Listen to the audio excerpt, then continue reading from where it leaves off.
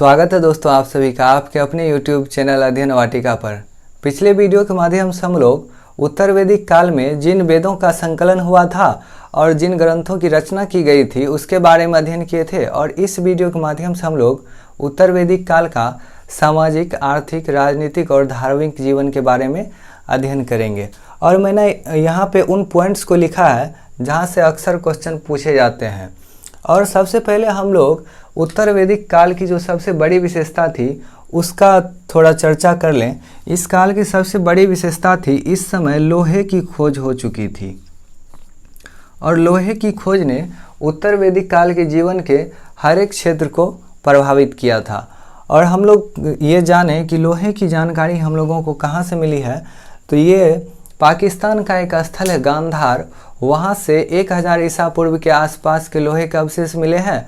और भारत में उत्तर प्रदेश में एक स्थान है अंतरजी खेरा, वहाँ से भी 800 ईसा पूर्व के आसपास के लोहे के अवशेष मिले हैं। और उन अवशेषों में जो है सबसे अधिक जो है कृषि उपकरण पाए गए हैं और कुछ युद्ध संबंधी हथियार भी मिले थे। तो आइए हम लोग पहले देखते हैं इसका सामाजिक जीवन। फर्स्ट पॉइंट है, ऋग्वैदिक काल के समान ही समाज पितृसत्तात्मक एवं संयुक्त परिवार था। जैसा कि हम लोग पढ़े थे, ऋग्वैदिक काल में समाज की जो सबसे छोटी इकाई थी वो परिवार या कुल थी, और उसके जो प्रधान होते थे, परिवार का जो प्रधान होते थे, या तो पिता होते थे या फिर बड़े भाई होते थे। और वही सामाजिक संरचना अभी भी उत्तर वैदिक काल में भी देखने के लिए मिलती है। ठीक है, अगला पॉइंट है, कुल का उल्लेख उत्तर वैदिक काल में ही मिलता है। परिवार के लिए जो कुल शब्द का प्रयोग किया गया था, तो उस कुल शब्द का उल्लेख उत्तर वैदिक काल में मिलता है। और अगला पॉइंट देखते हैं हम लोग, इस काल में बड़े ग्रामों या नगरों की चर्चा की गई है, जिसकी जानकारी हमें जैमिनीय उपनिषद एवं तैत्तिरीय ब्राह्मण से मिलती है।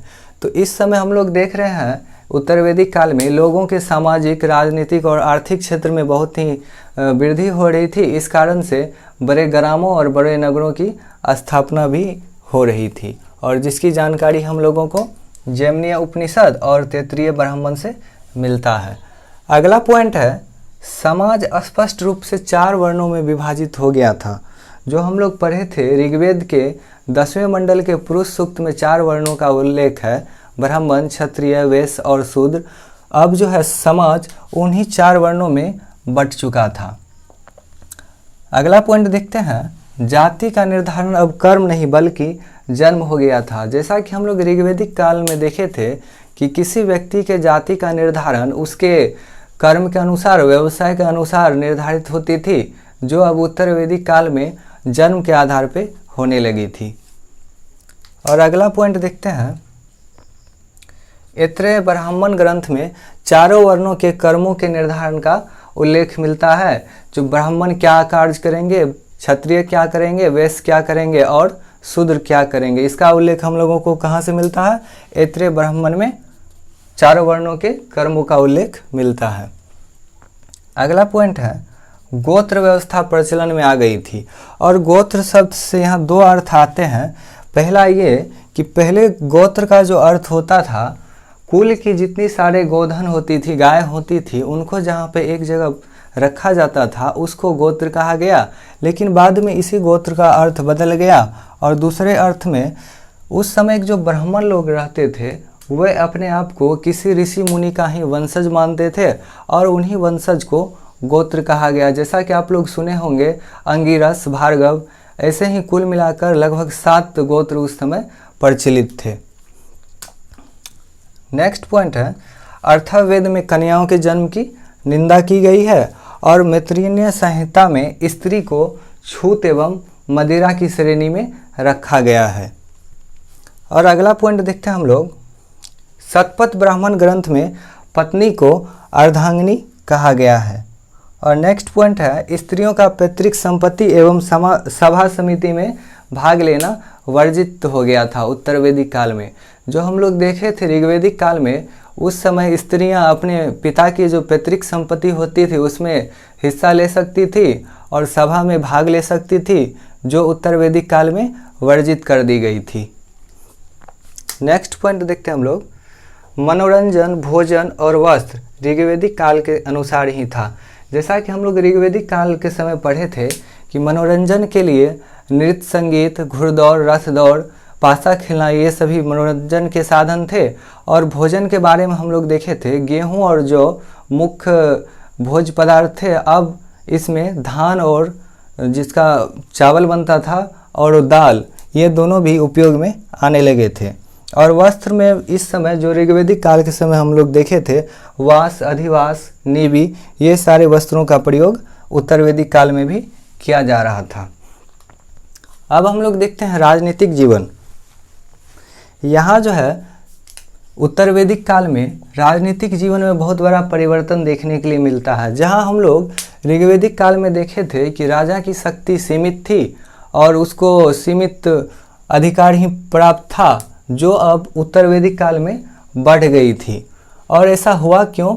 क्योंकि एक तो ये कबीला पहले जो ऋग्वेदिक काल में कबीला के रूप में समाज राजनीतिक रूप में संगठित था, वो अब कबीला धीरे धीरे एक दूसरे से मिल करके एक बड़ा जनपद का रूप ले रहे थे।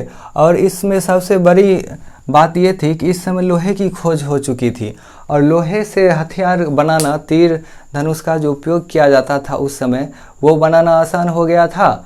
और रथ के लिए घोड़े का प्रयोग किया जाता था, इसलिए युद्ध लड़ना आसान हो गया था। इसलिए ये लोग अपना क्षेत्र विस्तार भी कर रहे थे। तो यहाँ हम देखते हैं कुछ जो कबीले थे वो मिलकर के कौन सा जनपद बनाए थे। तो यहाँ देखते हैं जैसे भरत, पुरु मिलकर कुरु जनपद का स्थापना किए थे और तुर्वस एवं कृवि मिलकर पांचाल जनपद की स्थापना किए थे।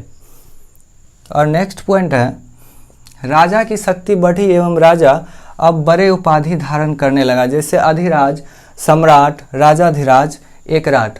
और ऐसा उपाधि वे लोग क्यों धारण करते थे कि लोगों के बीच राजा की महत्ता का ज्ञान हो, लोग राजा के प्रभुत्व को स्वीकार करें। और हम लोग ये देखते हैं, एक पॉइंट है यहाँ पे, जो राजा उस समय जो उत्तर वैदिक काल का क्षेत्र था वो मध्य प्रदेश के आसपास के हिस्सा में बहुत ही विस्तृत रूप में फैला हुआ था। और मध्य प्रदेश के आसपास के जो जनपद थे, उस समय जो जनपद थे, वहाँ का जो शासक होता था, राजन होता था, उसको राजा कहा गया है। और उत्तरी भाग में जो जनपद थे, उसके जो राजा होते थे उसको विराट कहा गया है। और दक्षिणी भाग में जो जनपद थे उसको भोज कहा गया है। और पूर्व भाग में जो जनपद थे उनको सम्राट कहा गया है। और पश्चिम भाग में जो जनपद थे उसको स्वराट कहा गया है। और ये राष्ट्र शब्द जो है, जो अभी वर्तमान समय में राष्ट्र है, ऐसी अवधारणा नहीं थी। उस समय प्रांत के लिए राष्ट्र शब्द का प्रयोग किया जाता था, जनपद के लिए किया जाता था। तो ये जो शब्द का प्रयोग है राष्ट्र शब्द का, तो सर्वप्रथम उत्तर वैदिक काल में ही इस शब्द का प्रयोग किया गया था। और नेक्स्ट पॉइंट है, राजाओं का प्रभाव दर्शाने के लिए 3 तरह के यज्ञ मुख्य रूप से किए जाते थे। राजसूय यज्ञ ये किए जाते थे कब? राज्याभिषेक, जब नए राजा बनते थे तो उस समय राजसूय यज्ञ का आयोजन किया जाता था। और साम्राज्य विस्तार के लिए अश्वमेध यज्ञ का आयोजन किया जाता था। जैसा कि आप लोग देखे थे रामायण में भी लवकुश और राम के बीच जो युद्ध होता है, वो अश्वमेध यज्ञ में जो घोड़ा छोड़ा गया था उसी को पकड़ने के कारण युद्ध हुआ था। तो अगला है वाजपेयी यज्ञ। तो वाजपेयी यज्ञ जो है रथ दौड़ की आकांक्षा से किए जाते थे और इसमें राजा का रथ सबसे आगे निकल जाता था और पीछे सारे सैनिक और योद्धा जो होते थे उसके रथ होते थे। और इसका आशय बस इतना ही था कि लोगों के बीच राजा की शक्ति का एहसास होता रहे। ठीक है। और अगला पॉइंट देखते हैं, राजसूय यज्ञ कराने वाले पुरोहित को 2,40,000 गायें दी जाती थी। और नेक्स्ट पॉइंट है, इस समय कर निर्धारित हो गया था। जैसा कि हम लोग ऋग्वेदिक काल में देखे थे कि कर जो था उसको बलि के नाम से जाना जाता था, जो स्वैच्छिक था, जो लोग अपनी इच्छा अनुसार देते भी थे या नहीं भी देते थे। लेकिन उत्तर वैदिक काल में जो ये कर था वो निर्धारित हो गया था और ये कर का जो हिस्सा होता था किसी व्यक्ति के आय का लगभग 16वां भाग निर्धारित किया गया था। और नेक्स्ट पॉइंट देखते हैं हम लोग, आर्थिक जीवन। तो यहाँ अर्थव्यवस्था का मुख्य आधार कृषि हो गया था उत्तर वैदिक काल में। जैसा कि हम लोग देखे थे ऋग्वेदिक काल में अर्थव्यवस्था का मुख्य आधार पशुपालन था और जबकि उत्तर वैदिक काल में मुख्य अर्थव्यवस्था का मुख्य आधार कृषि हो गया। और ऐसा हुआ क्यों? क्योंकि इस समय लोहे की खोज हो गई थी और लोहे की खोज होने से कृषि संबंधी उपकरण जो थे वो बनाना आसान हो गया था और कृषि करना आसान हो गया था। इसीलिए इस समय कृषि की बढ़ोतरी हो गई थी और कृषि अर्थव्यवस्था का मुख्य आधार हो गया था। और इस समय जो फसलें उगाई जाती थी तो मुख्य फसल जो ऋग्वैदिक काल में थी गेहूं और जौ तो थे ही, उसके साथ अब व्रीहि धान को कहा गया है, मृदग मूंग को और उड़द को मणि भी कहा गया है। इन चीज़ों का उस समय उत्पादन किया जाता था। और नेक्स्ट पॉइंट है, कृषि के कारण अस्थायी जीवन जीना इस समय प्रारंभ हो गया था, क्योंकि अब लोगों के आवश्यकताओं की पूर्ति एक ही जगह से होने लगी थी, इसलिए लोग अस्थायी जीवन जीना प्रारंभ कर दिए थे। और नेक्स्ट पॉइंट है, काठक संहिता में 24 बैलों द्वारा हल खींचने का उल्लेख मिलता है। नेक्स्ट पॉइंट है, शतपथ ब्राह्मण में कृषि से संबंधित चारों क्रियाओं का उल्लेख है। जो चारों क्रिया है, कर्षण जुताई के लिए, इसका अर्थ जुताई होता है, बपन बुआई और लूलन कटाई एवं मृणन मड़ाई। मड़ाई क्यों किया जाता है?